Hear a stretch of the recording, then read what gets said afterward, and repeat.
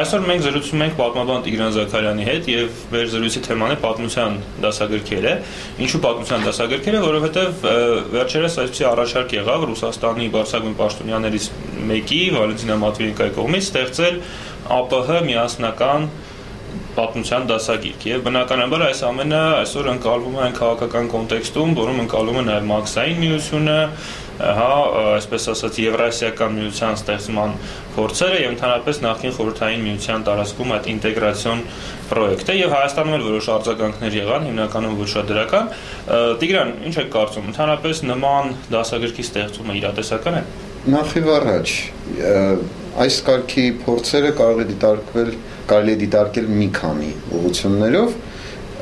Եթե մի կողմ թողնենք, թե ինչ է կատարում այսօր հետխորհրդային տարածքում, այլ ուսումնասիրենք որպես այդպիսին միասնական դասագրքեր ստեղծելու փորձը, դա կատարվում է նաև Եվրոպայում, Եվրամիությունում եւ կատարվում է բազմաթիվ այլ երկրներում, որոնք փորձում են հաղթահարել պատմական ինչ-որ կոնֆլիկտներ կամ պատմական համատեղ պատմական դասագրքեր, Սևծովյան համատեղ դասագիր։ Բայց եթե ավելի ուշադիր նայենք, թե ինչպիսի միջավայրում են դրանք կատարում, կտեսնենք, որ այդ միջավայրը բացարձակապես չի համապատասխանում այնպիսի միջավայրին, որը կա ԱՊՀ-ում, որը կա Ռուսաստանում եւ այսպես Մաքսային միության երկրներում, Այնտեղ նախ եւ առաջ պետք է լինի պատմական ազատ դիսկուրս եւ չլինեն մեկընդմիշտ հաստատված պետական կամ այսպես ասած պետականամետ պատմություններ, թորած պատմություններ ըստ էության, ինչին մենք սովոր էինք սովետական միությունում եւ որից չենք ձերբազատվել մինչ օրս։ Երբ չկան այսպիսի դիսկուրսներ, իրար հետ մրցակցող, քննարկող, համադրվող, ապա նման փորձառությունը կարելի է ուղղակի ձևով անվանել իբրև մտավոր ինտելեկտուալ գաղութատիրության փորձ, ուրիշ ոչինչ։ Այսինքն կարծում եք, որ ի վերջո, եթե մի քիչ ավելի պարզ լեզվով ասենք, սա փորձ է լինելու պարտադրել այն պատմության այն տարբերակը, որը կա նախկին խորհրդային երկրներից մեկում, Ռուսաստանում, պարտադրել այդ տարբերակը մնացածներին։ Նախ եւ առաջ Ռուսաստանը մեծ խնդիր ունի իր ներսում ստեղծել միասնական ինչ-որ պատմության դասագրքեր։ Մինչ օրս այնտեղ այդ խնդիրը լուծված չի։ Արդյոք նույն ձևի պետք է սովորեն չեչենները կամ Հիսային Կովկասյան ինչ-որ ազգությունների ներկայացուցիչները, թե ինչպես են եկել ռուսները իրենց գրավել եւ նույն ձևի պատմություն ինչ որ տրվում է նրանց, ասենք Մոսկվայում, այն մասին, թե ինչպես ռուսները եկան, այսպես խաղաղություն հաստատեցին, քաղաքակրթություն տարածեցին։ Դա անգամ ներսում չի լուծված, ուր մնաց է երկրից դուրս։ Ես գիտեմ, որ սովետական տարիներին նույնիսկ փորձ արվեց ստեղծելու միասնական հարավային Կովկասի պատմության դասագիրք եւ դա այդպես էլ չեղավ եւ հետագայում Եվրոպայի խորհուրդը փորձ արեց նման դասագիր ստեղծել եւ դա էլ չստացվեց, ճիշտ է, հետո հրատարակվեցին այդ տեքստերը, բայց ոչ դասագրքի կարգավիճակով։ Հիմա ինչ է կարծում, գուցե այստեղ եւս ինչ որ փորձ կկատարվի, գուցե դա ոչ թե պաշտոնական դասագիրք լինի, բայց ելի ինչ որ կփորձեն ինչ որ համատեղ այսպիսի մի հատ պատմության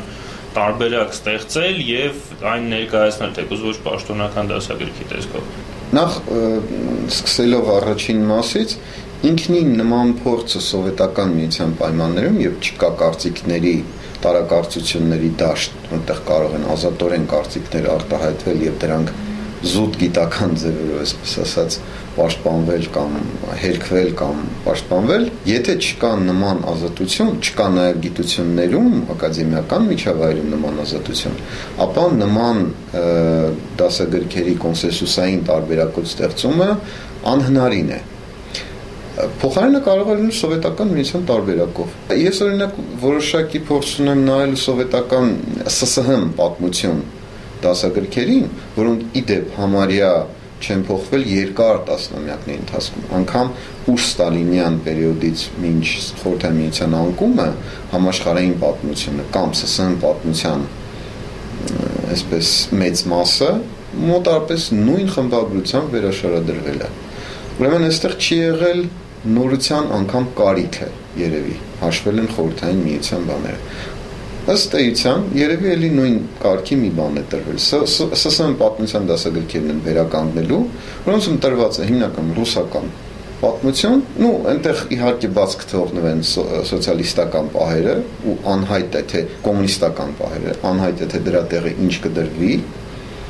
Փոխարենը կստացվի մի անհամ, անհոտ, այսպես ասած, ոչինչ չասող դասագիր։ Դա ոչ թե պատմության դասագիրք է ստացվում, այլ ընդհանրապես պարզ քարոզչամիջոց, որի համար կամ դպրոցում կարող էին, այսպես ասած, ԱՊՀ-ի կամ, չգիտեմ, մաքսիմիության կամ այդ կարգի ռուսական պրոյեկտների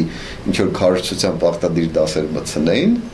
այդ էլ բանի գազի հետ միասին երբ փաթեթով ստորագրեին ու դրանով ամեն ինչ վերջանա։ Այդ գազը հիշատակեցեք, օրինակի մտավախություն ես ունեմ, որ մեր իշխանությունները, քանի որ վերջերս ցանկացած այդ ինտեգրացիոն նախաձեռնություններին, ասած այո են ասում,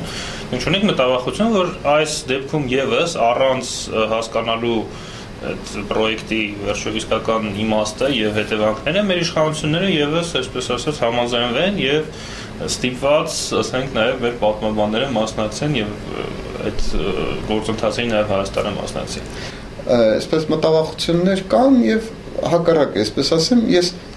չեմ կարծում ըստ էության, որ կարող է չստորագրեն, եթե նման ճնշում, եթե նման ցանկություն լինի ռուսական կողմից։ Բայց մյուս կողմից այստեղ շատ ավելի շատ կա ի տարբերություն գազի, пассив դիմադրության եւ ընդհանրապես այդ ամեն ինչ սաբոտաժ անելու հին սովետական փորձը։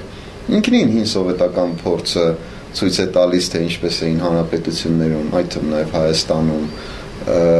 հազար մի գաղափարներ այսպես սաբոտաժի ենթարկում եւ չէին իրականանում, նման փորձը մեր իրականության մեջ ելնելով ինքնին անգամ բուն մեր ակադեմիայի եւ ի պատիվ ասեմ պատմության ինստիտուտի, որի ղեկավարը արտահայտեց այսպես իր հստակ դիրքորոշումն ընդդեմ նման փորձի, ասեմ, որ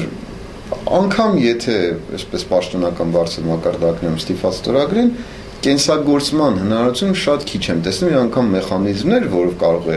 այն վերևից Ռուսաստանից ստիպեն, որ Հայաստանում դպրոցու ինչ որ մի հատ գյուղական դասարանում դրա այդ առարկան այսպես կոնկրետացնեն, չեմ կարծում։ Եվ վերջում մենք ապրում ենք 21-րդ դարում, որտեղ դասագրքերով չի միայն որ գալիս է ողջ ինֆորմացիան։ Շատ կան ինֆորմացիոն այսպես հոսքեր, բոլորովին այս կհողմա, այո, եւ կհողմահարեն ցանկացած այս կարգի կարող ասեմ հին ոճի